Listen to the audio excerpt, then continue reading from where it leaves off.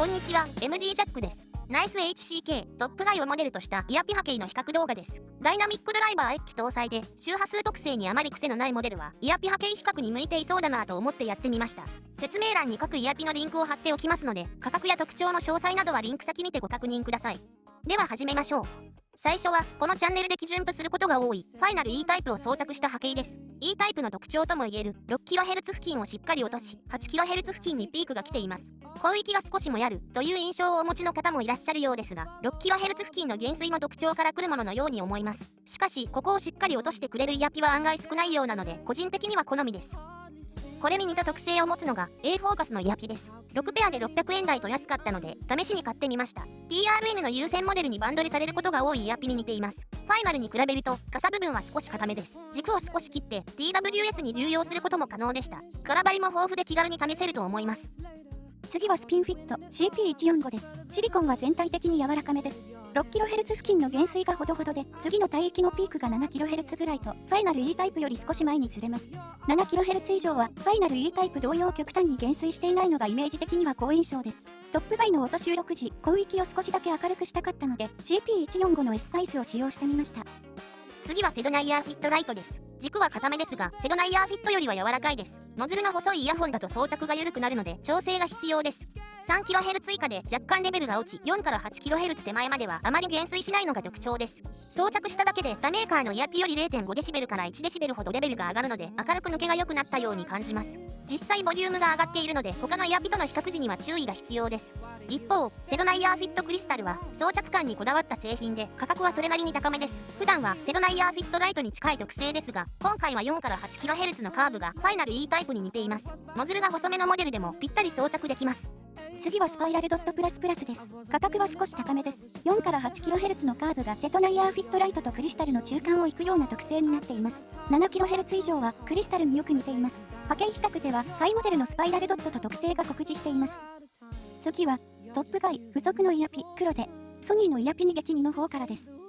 6kHz 付近をセトナイヤーフィットクリスタルと同じレベルで落とす特徴があり、それ以上の広域は今までのイヤピの中間的な特徴に見えます。6kHz 以下はほぼファイナル E タイプと同じです。そして付属のイヤピ白で軸が固めの方です。単体でもナイス HCK07 として4サイズ各1ペアで1000円ぐらいで販売されています。好みの問題ですが、これがなかなか良くて時々使用しています。先ほどの付属黒タイプに比べ若干ですが広域寄りな特性を持つようです。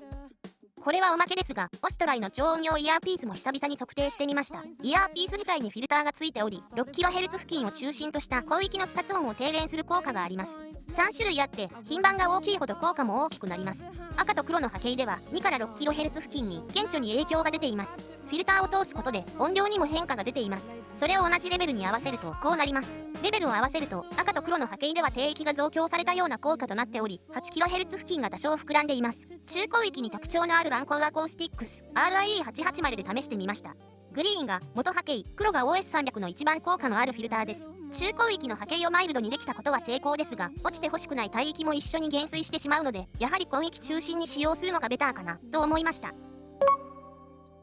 同音管に挿した特性のみを見ていただきましたが、実耳ではフィット感やサイズ変更でさらに印象の変化が期待できると思います。変化の激しい 4kHz 以上のポイントをお伝えするならば、 6kHz 付近はセドナイヤーフィットライトが上限で音質的に明るく、ファイナル E タイプが下限ですっきり、その間に他のイヤピが含まれているという風に見ると色々見えてきます。 10kHz 付近も同じようにファイナル E タイプが上限、スパイラルドットプラスプラスが下限という感じで見て音質の傾向をある程度把握できます。ピークに関しても 7kHz 付近のセドナイヤーフィットライトと 8kHz 付近のファイナル E タイプの間に他のイヤピが含まれているという風に見ると把握しやすいと思います。